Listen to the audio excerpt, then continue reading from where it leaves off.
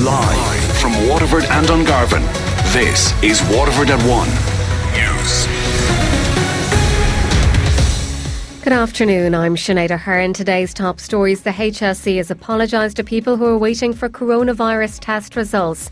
Irish patients are to take part in a clinical trial as part of global research efforts to tackle the pandemic.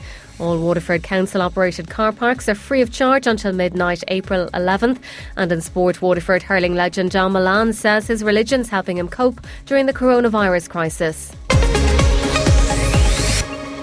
15 coronavirus patients will arrive to the country's first dedicated isolation facility this afternoon. The facility at the City West Hotel in Dublin has the capacity for up to 1,500 beds. It'll be available to people who need to isolate and cannot do so in their own home. HSE Chief Executive Paul Reid says people must be referred into the facility. We have our first 15 appointments just due in, and if I didn't say it or clarify just during the process, everybody who will come to this facility will be through a referral. Could be through a referral from a GP, referral from a hospital, a referral from some of our tracing team, but generally through social care referrals. 3,235 people now have the infection here and 71 people have lost their lives. 113 patients are in ICU and there are 24 clusters in nursing homes nationwide.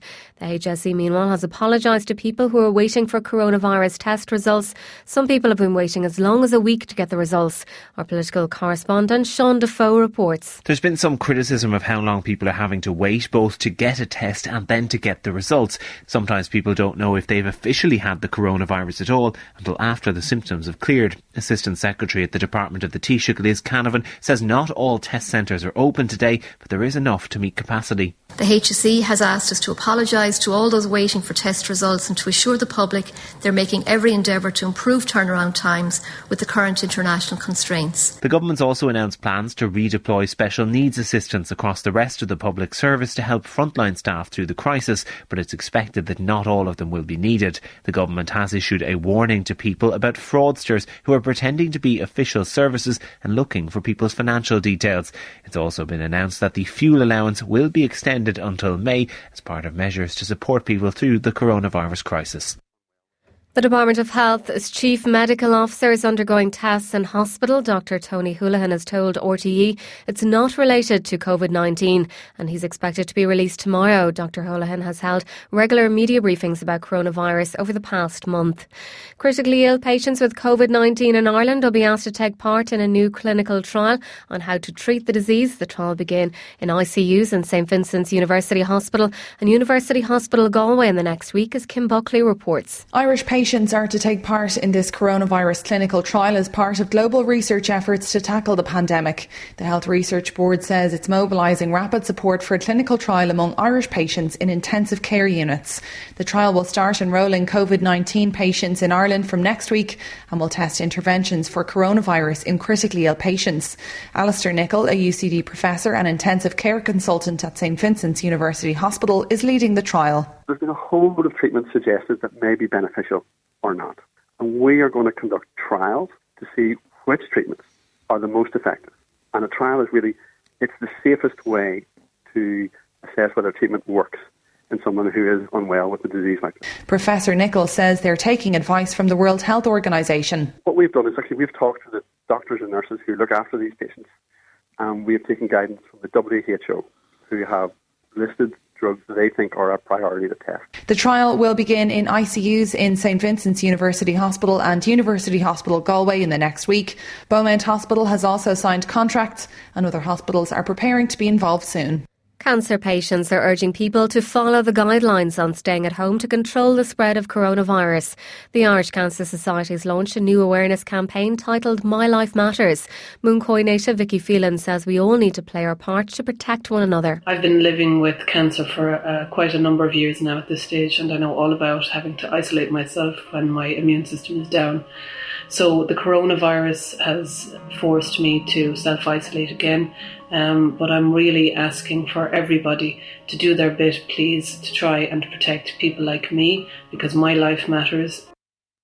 One of the owners of Walsh's Bakehouse says they're still baking 6 days a week. The third generation family bakery has been making the Waterford Blast since 1921. Dermot Walsh of Walsh's Bakehouse says the bakery is closed to customers, but they're still delivering to supermarkets. Lots of our customers nationwide have ceased operations temporarily, and the distribution system has been slowly but surely pared back right to the minimum. So at the moment we're just concentrating on delivery only. So the Tesco's, the Duns and the various shops, Super Values, various shops around, all would have a daily supply of our products. He says they're delighted they can continue to provide the products to the people of Waterford. We're going to make sure that we're going to be supplying all our customers and their customers, the people of Waterford, through this period of time. And look, we're like everybody else. We just hope that when the worst of this is over, that things will start to get back to some sort of normality. The leisure, health and fitness sector has been severely impacted by the COVID-19 crisis. That's according to the Managing Director of Kingfisher Fitness Club in Waterford. All gyms and leisure facilities are closed, although many had shut their doors before the government ordered them to. The industry employs 10,000 staff across the country. Joe Cosgrove, who's also the chair of Active Ireland, says the government supports are welcome, but more needs to be done. What they're doing so far has been good. In terms of the staff, which is the most important issue, the monies that they have provided certainly go a long way towards helping. They are doing stuff in relation to VAT payments and local authority rates. I see they have worked with the banks in terms of getting some mortgage and rent reliefs done.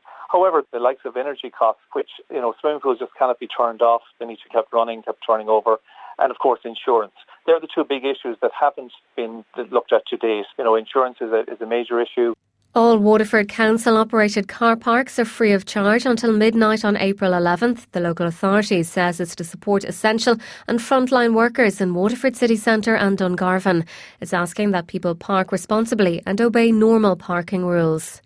Former MEP Lynn Boylan has been elected to the Seanad for Sinn Féin. The count for the Agriculture panel finished this afternoon, with Fianna Fáil taking 4 seats and Fine Gael claiming 3. There was one each for Sinn Féin, the Greens and Labour. 5 of the 11 elected either lost their Dáil seat or failed to win one in February's general election. There's been a sharp decline in the number of new cars registered in March. They were down 63% compared to the same month last year. Figures from the Society of the Irish Motor Industry also show used car imports almost halved in the same period. Brian Cook, SIMI Director General, says the drop in new car registrations is stark. If you look at the new car registration figures for the month of March, they're down 63% on the same month last year. That's actually the lowest March in a generation. So we have to go back a number of years before we see a number that poor. I think in all of this, I think the most important thing obviously is the health and safety of the nation, and that's the overriding issue for us. WLR Sport, Ireland's local station of the year. Starting with Gaelic Games, or Waterford hurling legend John Mullane says his religion's helping him cope during the coronavirus crisis. The 5-time All-Star says he's been doing an awful lot of praying recently. He was speaking to former Offaly hurler Brian Carroll on his podcast A Hurler's Life. Mullane says people might be surprised to hear that he takes the church back into his life at every opportunity he gets. To soccer in the Premier League will not be back until it's safe to do so. That's according to a joint statement from the Premier League, the English Football League, the FA and Football Supporters Association. Football in the UK is suspended until April 30th at the earliest. The statement adds that there are no quick answers regarding a return to what used to be football normality. Norwich City are the latest top-flight club to use the UK government's furlough scheme to pay non-playing staff. Former Aston Villa and Scotland striker Alan McAnally told Sky Sport News it's time the players stepped up too. You're not telling me if somebody's on 100 grand a week they can't take a 10% pay cut if you're one of the top earners in the country. And incidentally, you're not looking after your other players or the fans particularly, but you're looking after the women that brought you a cup of tea every morning, a piece of toast, washed the strips, cut the grass. In golf, Padraig Harrington believes it would be better to hold the Ryder Cup as planned in September. Europe's captain told the Daily Mail he'd like to make 12 player picks without a qualification process. Harrington says it will be the perfect tournament to restart the golfing season. And in tennis, Wimbledon is likely to be cancelled for the first time since World War II today because of the coronavirus pandemic. WLR asking you to stay at home. Our next bulletin is at 2.